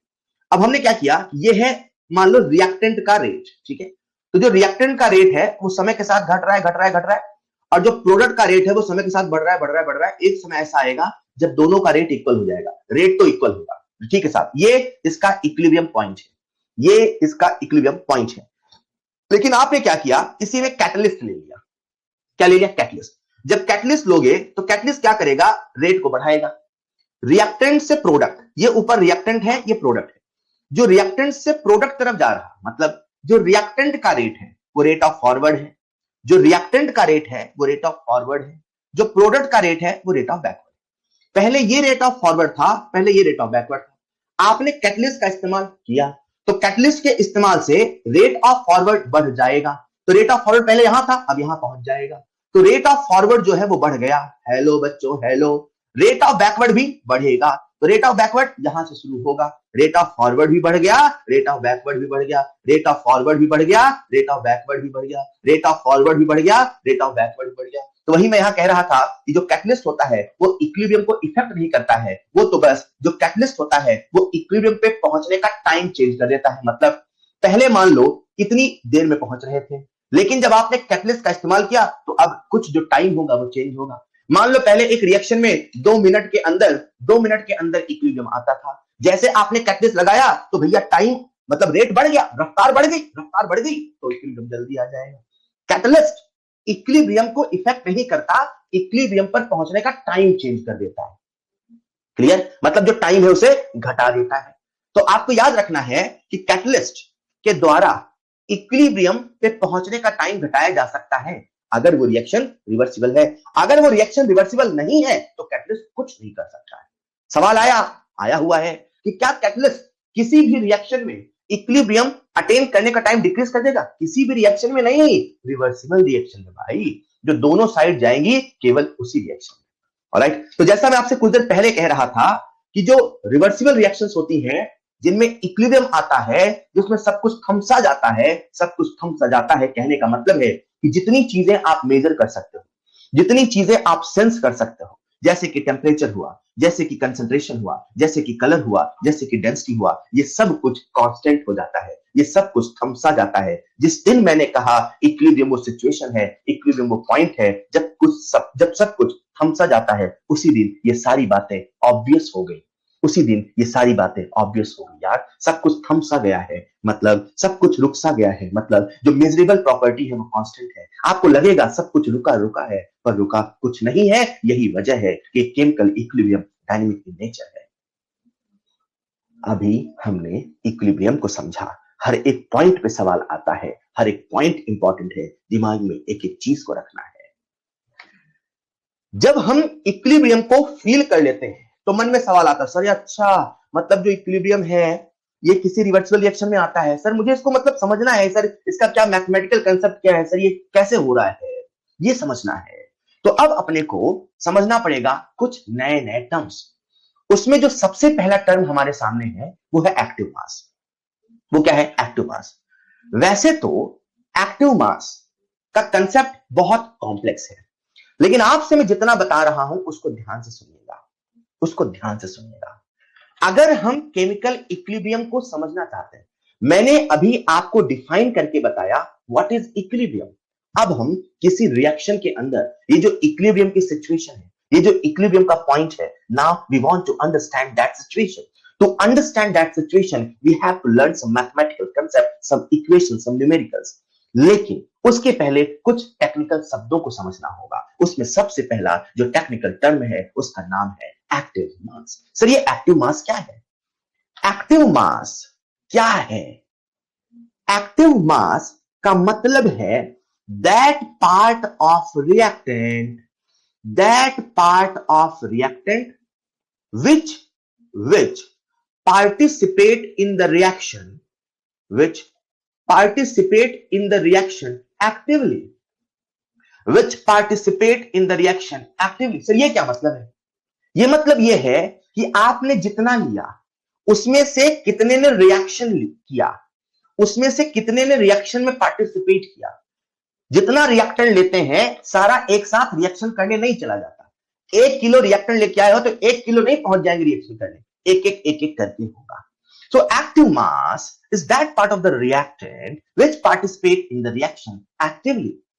जब कभी गैसेस होंगी या सॉल्यूशन होगा, जब कभी गैसेस होंगी और सॉल्यूशन होगा, गैसेस और सॉल्यूशन के लिए, गैसेस और सॉल्यूशन के लिए ये जो एक्टिव मास होता है वो कंसंट्रेशन होता है। गैसेस और सॉल्यूशन के लिए ये जो एक्टिव मास होता है वो कंसंट्रेशन होता है। सर ये कंसंट्रेशन क्या होता है? वैसे तो कंसंट्रेशन की बहुत सारी यूनिट होती है, molarity, molarity, normality, formality, wait percentage, volume percentage. याद आया कुछ? अगर गैसेस और सॉल्यूशन है तो एक्टिव मास कंसंट्रेशन होता है। वैसे तो कंसंट्रेशन का बहुत सारा यूनिट होता है, पर जब जब इक्विलिब्रियम में कंसंट्रेशन बोला जाएगा उसका मतलब मोलैरिटी ही निकाला जाएगा। बच्चों आपको मोलैरिटी का फॉर्मूला तो याद होगा, मोलैरिटी बराबर N/V होता है। N का मतलब नंबर ऑफ मोल्स, V का मतलब वॉल्यूम इन लीटर, किसका भी? सॉल्यूशन का। हेलो सर ये क्या है? Active mass. किसके लिए? गैसेस के लिए और सॉल्यूशन के लिए। जब कभी गैसेस और सॉल्यूशन के लिए आपसे एक्टिव मास बोला जाएगा, दिमाग में ज्यादा लोड नहीं लेना, इतना कर अच्छा गैसेस है क्या, अच्छा सॉल्यूशन है क्या, भैया एक्टिव मास का मतलब कंसंट्रेशन, कंसंट्रेशन का मतलब मोलैरिटी, मोलैरिटी का मतलब N/V। कभी मोल पर लीटर बोल दे, सर मोलैरिटी तो है। कभी ग्राम मॉलिक्यूल पर लीटर बोल दे, ग्राम मॉलिक्यूल पर लीटर बोल दे, सर मोलैरिटी तो है। कभी ग्राम एटम पर लीटर बोल दे, सर मोलैरिटी तो है। ये है क्या? एक्टिव मास है, ये एक्टिव मास है। एक्टिव मास को, कंसंट्रेशन को ऐसे लिखते हैं स्क्वायर ब्रैकेट में, ऐसे। तो कभी ऐसे स्क्वायर ब्रैकेट लिख दे, अच्छा भैया ये एक्टिव मास है। ये एक्टिव मास किसका है? कभी गैसेस का है तो कभी सॉल्यूशन का है। गैसेस और सॉल्यूशन के लिए जो एक्टिव मास है ऐसे लिखा जाएगा। तो आप समझ गए, जो गैसेस सॉल्यूशन है उसके लिए एक्टिव मास का मतलब है कंसंट्रेशन, का मतलब है मोलैरिटी, का मतलब है मोल पर litre. Is this clear? Is this clear? Clear है क्या? Is this clear? अब हम क्या करते हैं, यही एक्टिव मास सॉलिड के लिए निकालते हैं। तो जैसा कि मैंने आपसे कहा, जो एक्टिव मास है गैसेस और सॉल्यूशन के लिए वो कंसंट्रेशन है, वो मोलैरिटी है, वो N/V है, वो मोल पर लीटर है, ग्राम मॉलिक्यूल पर लीटर है, ग्राम एटम पर लीटर है, स्क्वायर ब्रैकेट है। अरे ज्यादा हुआ तो कभी C है भाई, कंसंट्रेशन C भी है, लिखते हैं ना। सही क्या है? Active mass. किसके लिए? गैसेस सॉल्यूशन के लिए। और सॉलिड के लिए, सॉलिड के लिए या प्योर लिक्विड के लिए, सॉलिड के लिए या प्योर लिक्विड के लिए। क्लियर?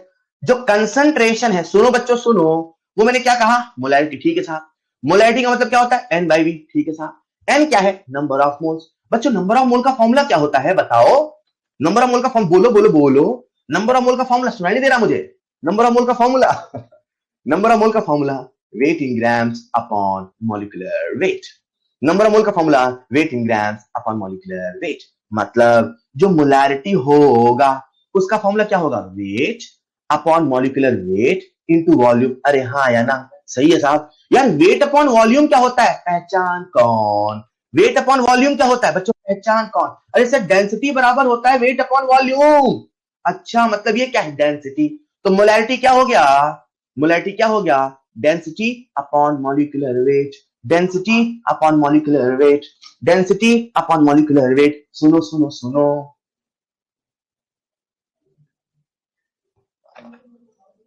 किसी सॉलिड के लिए, किसी लिक्विड के लिए, जैसे मान लो ये सॉलिड, ये सॉलिड, ठीक है।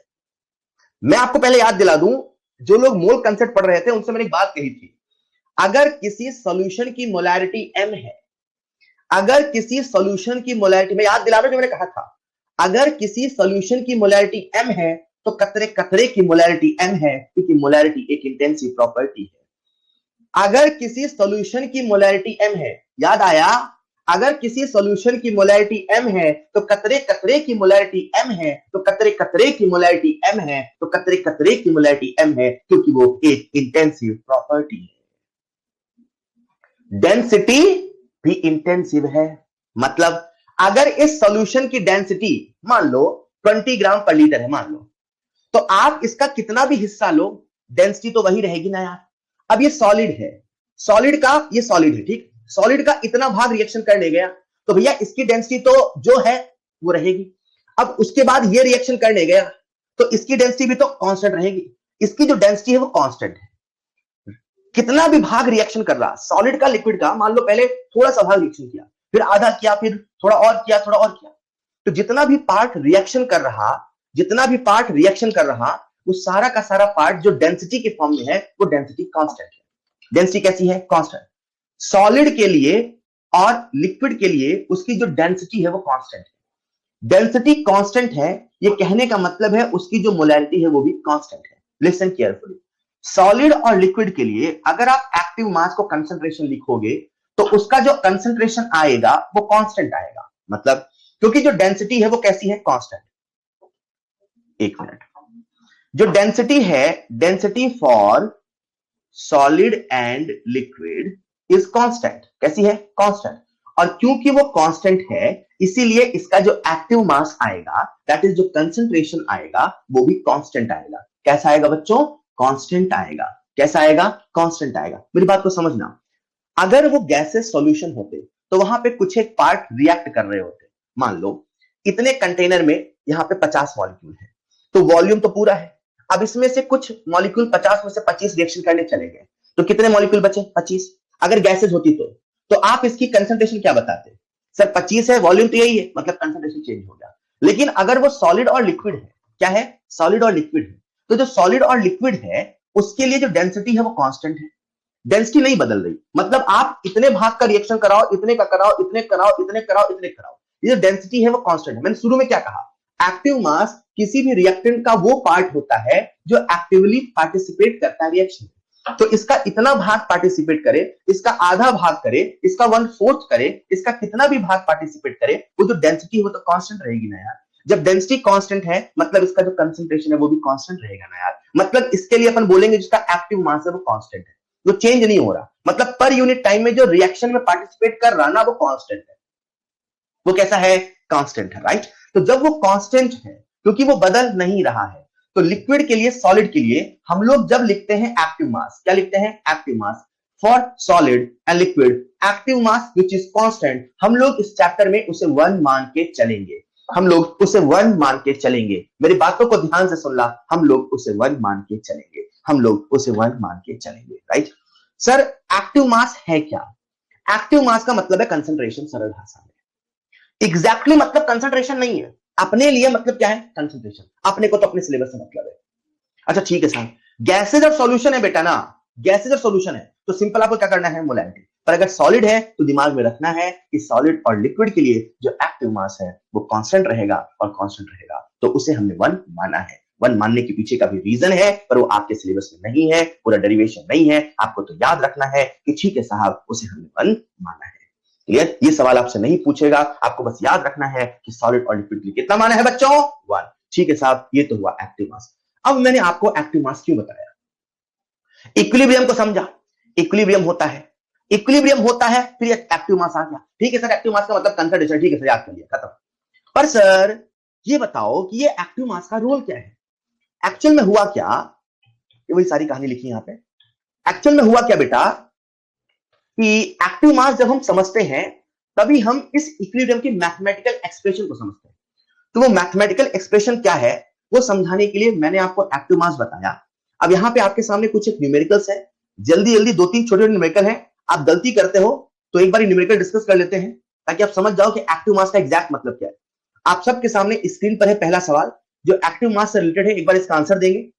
आप सबके सामने है स्क्रीन पर पहला सवाल, स्क्रीन पर है पहला सवाल, जल्दी से अटेम्प्ट करेंगे बच्चों। आपको बताना है एक्टिव मास, एक्टिव मास बताना है, सबसे बन जाएगा मेरे हिसाब से। सबसे पहले जिसने आंसर दिया देखते हैं किसने आंसर दिया। सही आंसर देने वाले बच्चे का नाम लिया जाएगा।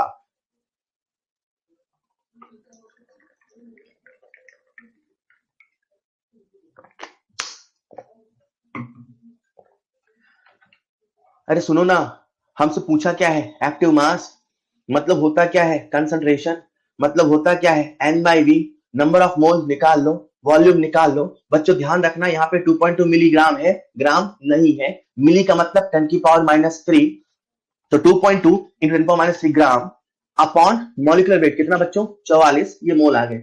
अपॉन वॉल्यूम दे रखा है क्या, तो कंसंट्रेशन हो जाएगा 2.2 into 10 power -3 upon 44 into volume कितना है 10 मिलीलीटर। आपने किस में लेना है लीटर में, तो 10 अपॉन 1000 सॉल्व कर लोगे, सिंप्लीफाई कर लोगे क्या।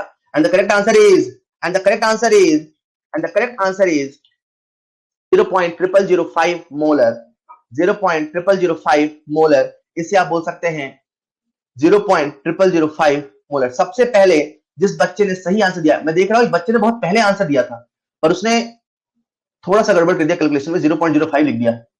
हो सकता है कैलकुलेशन मिस्टेक हो बेटा। जिसने सबसे पहले सही जवाब दिया उसका नाम है, क्या बात है, बहुत सारे बच्चों ने आंसर दे दिया बेटा, बहुत सारे बच्चों ने आंसर दे दिया। And the correct answer given by Harshit Mittal.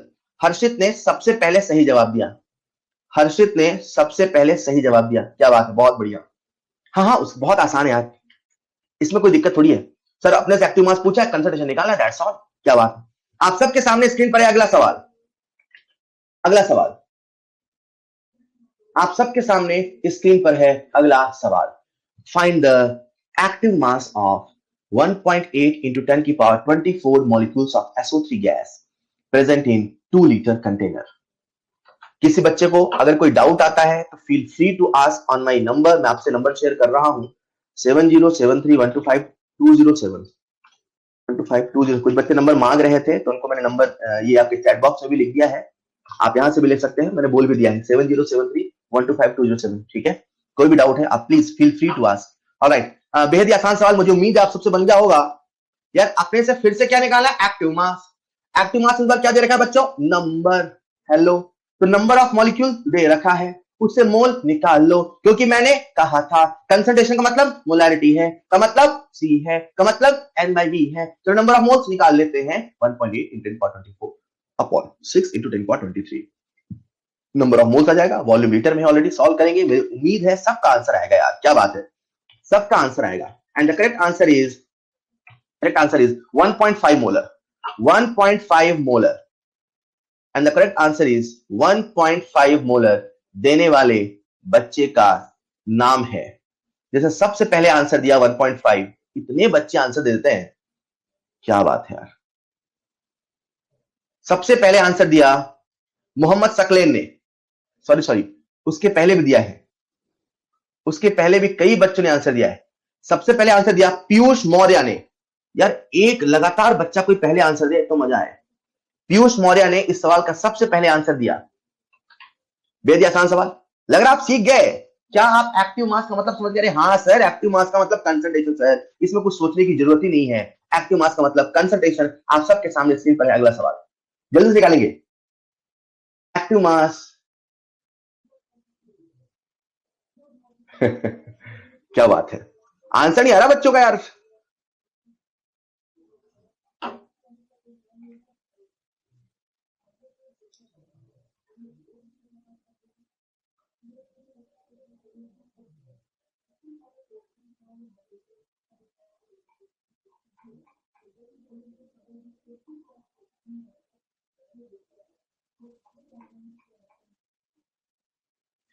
Thank you Salman बेटा।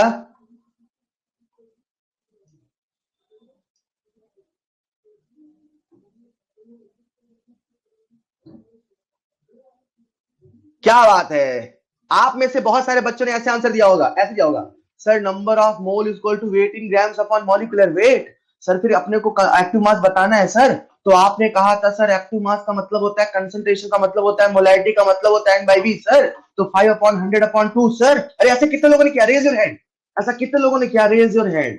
अरे हाँ मैं देख रहा हूं कुछ बच्चों ने किया है।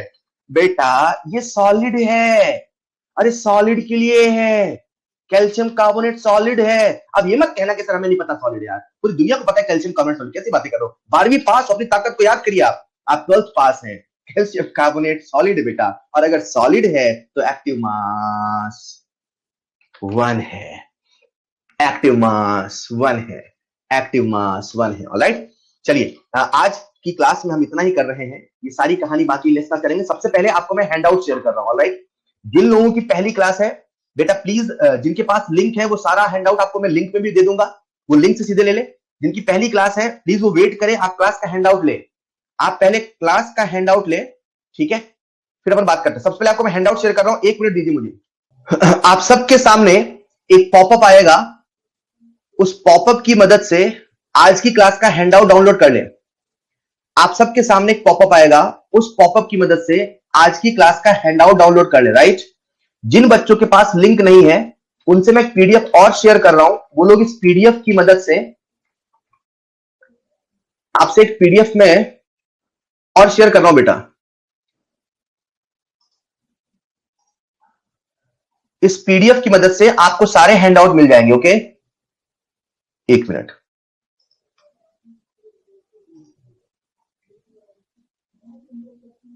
जो लोग नए हैं वो प्लीज वेट करें ताकि आपके पास सारे हैंडआउट अवेलेबल रहे।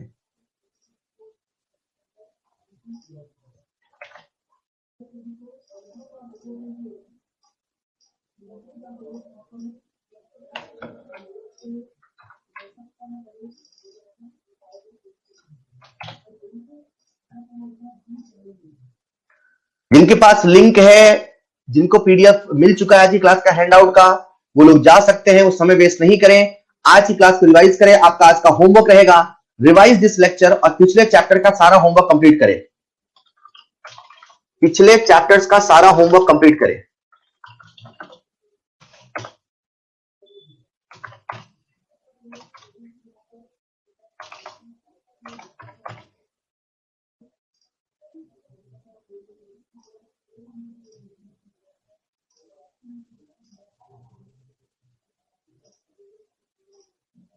आप सबसे मैंने एक और लिंक शेयर किया है, एक और हैंडआउट शेयर किया है, हाँ मैं भेज रहा हूं बेटा। आपके सामने एक और पॉपअप आएगा, उस पॉपअप की मदद से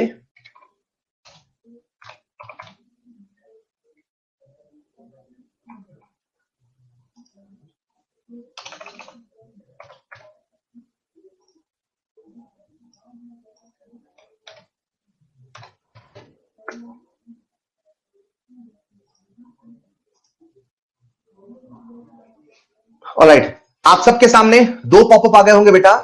एक जो पॉपअप है वो आज की क्लास का हैंडआउट है, जो दूसरा आया होगा आपके पास पीडीएफ, उसमें मैंने लिंक दे रखी है, आप उस लिंक की मदद से पिछले क्लास के सभी हैंडआउट आपको मिल जाएंगे।